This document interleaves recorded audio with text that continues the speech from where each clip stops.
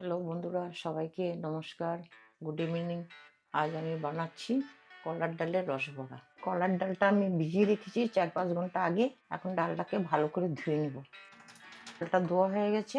এবার ডালটাই আমি মিক্সার জারটায় দিয়ে দিচ্ছি। এবার একটা পিষে নেব।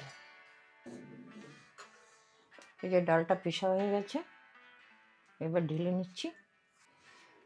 ডালটা ভালো করে মিহিন করে পিষানো হয়ে গেছে। এবার আমি এটা দিয়ে ব্যাটারটাকে করে নিচ্ছি। গ্যাসটা ধরিয়ে দিলাম। এবার অল্প জল দিয়ে দিচ্ছি। শিরাটা বানাবো। 1 কাপ আমি চিনি দিয়েছি, 2 কাপ জল দিব।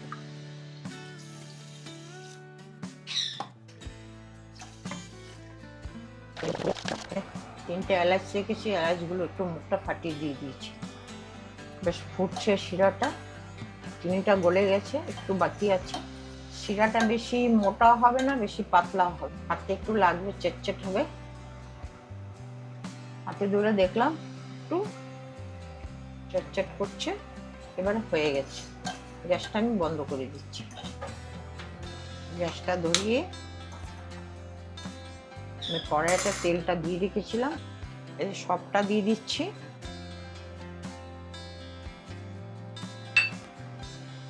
মিশিয়ে নিচ্ছি।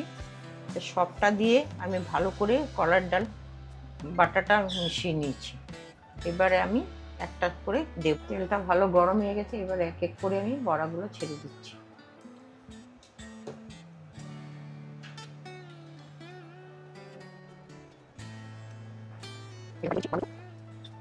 দেখতে বেশ ভালোই লাগছে, সাদা কি সুন্দর ফুলে ফুলে উঠছে। এবার একদম পুরো গোল্ডেন হয়ে গেছে। এবার আমি নামিয়ে দিচ্ছি। নামিয়ে শিরার মধ্যে দিয়ে দিব।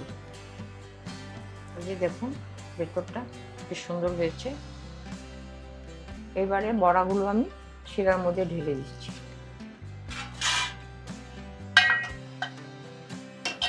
বড়াগুলো করা পুরো কমপ্লিট হয়ে গেছে।